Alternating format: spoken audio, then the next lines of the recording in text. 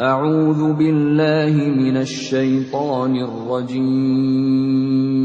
Oke, yang ketiga Pak, tugas Nabi Muhammad SAW itu adalah membawa kabar berita baik masa lalu maupun masa yang akan datang, bahkan masa setelah kiamat.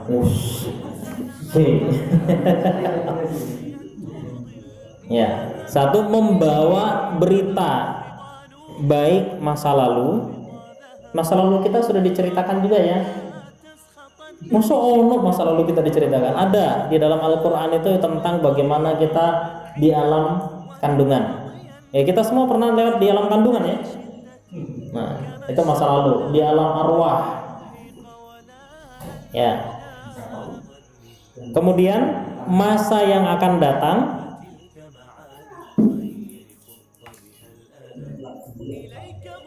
dan masa setelah kiamat.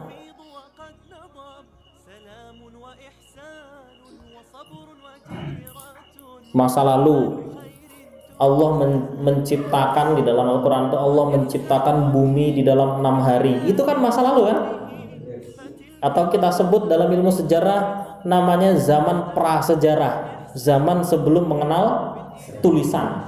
Ya. Ada Nabi Adam, itu masa lalu semua. Atau masa lalu diri kita pribadi, kita lahir terbuat dari ini, kemudian 40 hari jadi ini.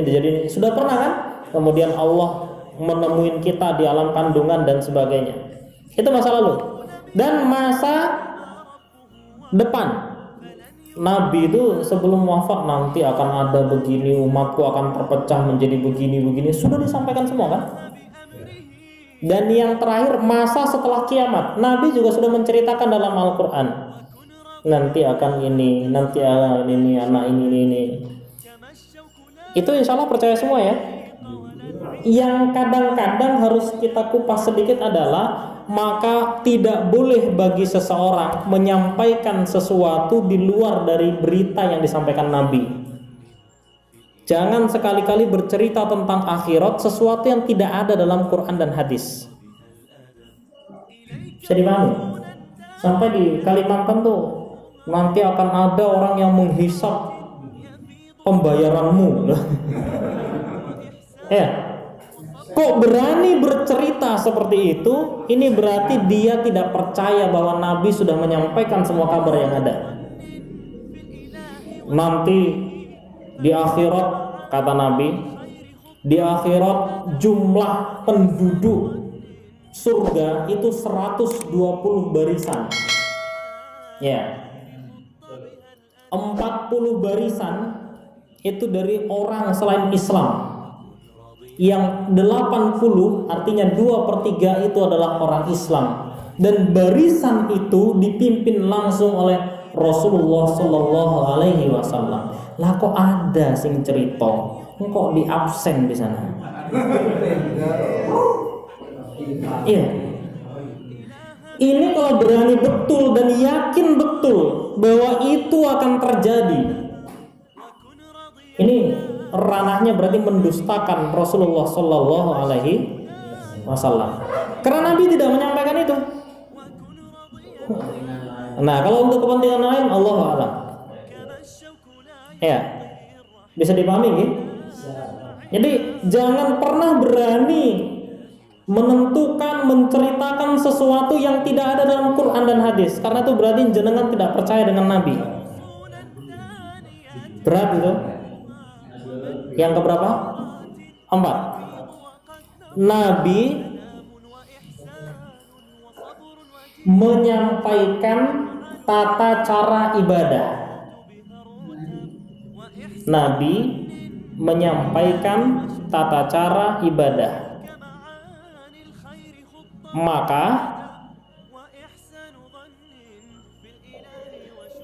tidak ada hal yang boleh dianggap ibadah, tidak ada hal yang boleh dianggap ibadah selain yang disampaikan oleh Rasulullah Shallallahu Alaihi Wasallam. Yaitu tadi yang seperti dijelaskan Pak Wardoyo, ibadah jadi kiprah, kiprah jadi ibadah. Kok meyakini bahwa ada kiprah yang bisa berubah jadi ibadah? Berarti dia tidak percaya bahwa Nabi Muhammad sudah memberikan semua tata cara ibadah. Selain dari itu maka tidak terhitung ibadah. Masya Allah. Inilah yang disebut wa ma khalaqul jinna wal insa illa liya'budun. Tidak kuciptakan jin dan manusia kecuali untuk beribadah kepadaku. Bagaimana caranya ibadah? Sudah dijelaskan oleh Nabi Muhammad SAW. Maka Rasulullah menjelaskan dalam hadis yang sahih, man amila amalan laisa alaihi amruna fahuwa radun. Siapapun yang beramal, beribadah tidak sesuai dengan apa yang kutuntunkan, apa yang diberikan oleh Nabi, maka ibadah itu pasti ditolak. Maka tugas kita adalah bagaimana meluruskan ibadah kita supaya betul-betul sesuai dengan sunnah Nabi Shallallahu Alaihi Wasallam. وكن راضيا لا تسخطن لشدة كما الشوق